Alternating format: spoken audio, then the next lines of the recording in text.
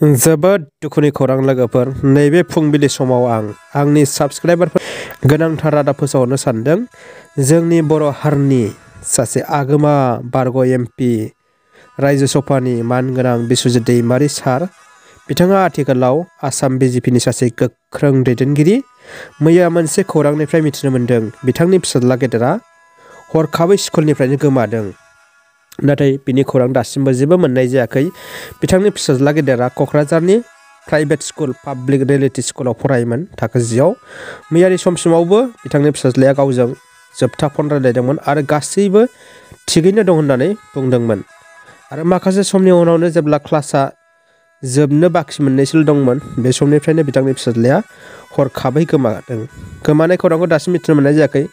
बहाबाबो थांदों ना माबाफोर जादों जेबो मिथिनो मोननाय जायाखै। आरो बेनि बागैनो रायजो सभानि बारग' एमपि मानाव गेदेर बिस्वजित दैमारिया बे जाथायखौ लानानै क'क्राझार पुलिस थानायाव खबर होबाय। आरो पुलिसफोरा पाब्लिक रियेलिटि स्कुलाव खौरां लाहैनायजों लोगोसे दासान्दि मैयानिफ्रायनो क'क्राझार जिल्लायाव गासैयावबो थालासि अभियान सालायदों। फिसाज्लाखौ नागिरगासिनो दङ। नाथाय मिथिनो मोननाय जायाखैदि मा जाहोनाव गोमामारदों। दिनैसिमावबो जेबो खौरां गैया लोगोफोर।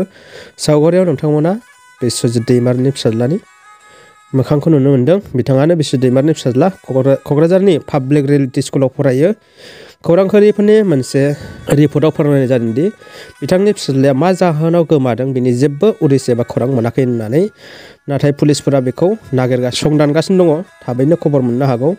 आरो नोंथांमोनाबो जायफोर नुयो अननानै फोरमायहरनो हागोन। बिस्वजित दैमारि जेरावखि नुवा मानो जायफोर नुयो बिथांमोना खबर हरनो हागोन, पुलिसनो जा बा बिस्वजित दैमारि सारनोबो।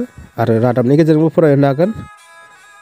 मा जाहोनावदि बिदि गोमाखो बेयो जोंनि थाखाय जोबोद दुखुनांथाव। राजखान्थियारि दावराव दावसि जादोंब्लाबो जाहाथे बेफोरबायदि इनाय जाथाया जाया बेखौ आंबो मिजिंथियो।